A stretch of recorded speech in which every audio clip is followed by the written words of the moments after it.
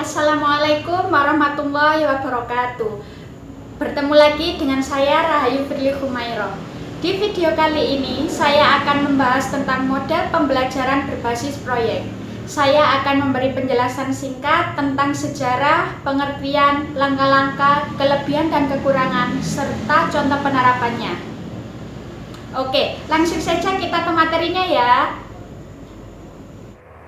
Sejarah model pembelajaran berbasis proyek. Ketika digunakan pada abad ke-21, alat atau keterampilan pembelajaran berbasis proyek atau biasa disebut Project Based Learning atau biasa disingkat dengan PBL adalah lebih dari sekedar pencarian web atau tugas internet penelitian. Dalam hal ini, jenis proyek siswa diharapkan untuk menggunakan teknologi dengan cara yang bermakna untuk membantu mereka menyelidiki, berkolaborasi, menganalisis, mensintesis, dan menyajikan pembelajaran mereka. Pengertian model pembelajaran berbasis proyek. Pembelajaran berbasis proyek atau Project Based Learning atau PBL adalah metode pembelajaran yang menggunakan proyek atau kegiatan sebagai media. Pembelajaran berbasis proyek bertujuan agar peserta didik dalam pembelajaran dapat mengembangkan pengetahuan dan keterampilannya melalui proses penyelidikan yang terstruktur dan menghasilkan produk yang berbeda dengan pembelajaran tradisional yang umumnya sekadar mendapat teori-teori yang dihafal saja. Dengan pembelajaran berbasis proyek, peserta didik dapat pengetahuan dan keterampilan yang bermakna jangka panjang. Langkah-langkah model pembelajaran berbasis proyek. Langkah-langkah pada model pembelajaran berbasis proyek ini terdapat 6 fase atau 6 tahapan, yaitu fase yang pertama, penentuan pertanyaan mendasar. Fase yang kedua, mendesain perencanaan proyek. Fase yang ketiga, menyusun jadwal. Fase yang keempat, pengamatan terhadap peserta didik dan kemajuan proyek. Fase yang kelima, penilaian. Sedangkan fase yang keenam, refleksi dan temuan baru. Kelebihan dan kekurangan model pembelajaran berbasis proyek. Kelebihannya, yang pertama, model ini bersifat terpadu dengan kurikulum sehingga tidak memerlukan tambahan apapun dalam pelaksanaannya. Yang kedua, siswa mampu bekerja secara kolaboratif untuk memecahkan masalah. Sedangkan untuk kekurangannya, yang pertama, memerlukan banyak waktu dan biaya. Yang kedua, memerlukan banyak media dan sumber belajar. Penerapan model pembelajaran berbasis proyek. Fase yang pertama, penentuan pertanyaan mendasar.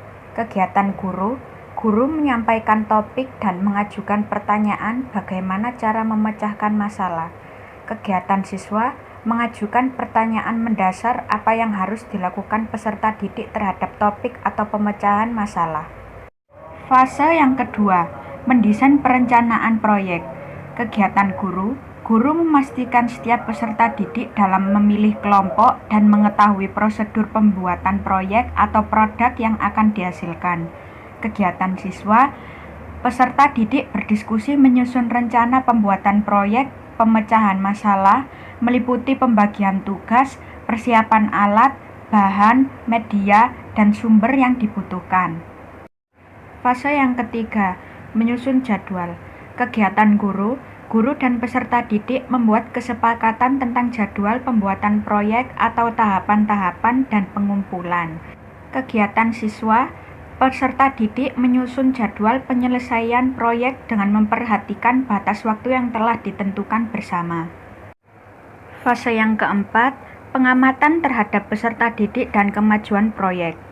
Kegiatan guru memantau keaktifan peserta didik selama melaksanakan proyek, memantau realisasi perkembangan, dan membimbing peserta didik jika mengalami kesulitan.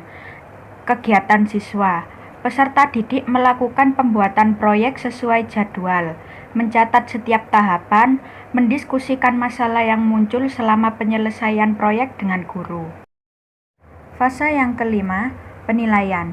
Kegiatan guru Guru berdiskusi tentang prototipe proyek, memantau keterlibatan peserta didik, dan mengukur ketercapaian standar. Kegiatan siswa membahas kelayakan proyek yang telah dibuat dan membuat laporan produk atau karya untuk dipaparkan kepada orang lain atau siswa yang lain. Fase yang keenam, refleksi dan temuan baru. Kegiatan guru membimbing proses pemaparan proyek, menanggapi hasil, selanjutnya guru dan peserta didik merefleksi atau menarik kesimpulan bersama. Kegiatan siswa, setiap peserta didik memaparkan laporan, peserta didik yang lain memberikan tanggapan, dan bersama guru menyimpulkan hasil proyek.